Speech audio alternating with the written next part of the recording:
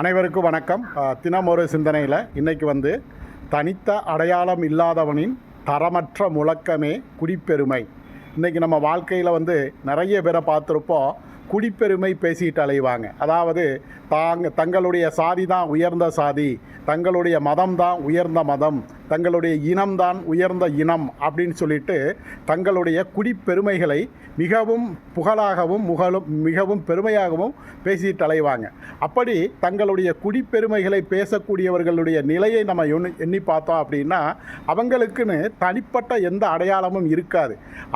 அவங்களுடைய தனிப்பட்ட அடையாளம் இல்லாத காரணத்தினால் அவர்கள் பிறந்த அல்லது அவர்கள் சார்ந்த அந்த குடிப்பெருமைகளை பற்றி பேசி இந்த சமுதாயத்தில் தங்களை ஒரு பெரிய ஆளாக காட்டிக்கொள்ள வேண்டும் அப்படிங்கிறத முயற்சி செஞ்சுக்கிட்டே இருப்பாங்க.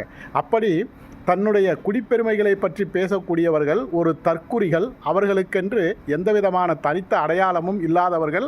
அவர்களினுடைய முழக்கத்தையோ அவர்களுடைய பேச்சுக்களையோ நாம் புறந்தள்ளிவிட்டு நம்முடைய அடையாளத்தை, நமக்கான தனித்த அடையாளத்தை இந்த உலகத்தில் நிலைநிறுத்துவோம். அதுதான் உன்னதமான வாழ்க்கை. நன்றி.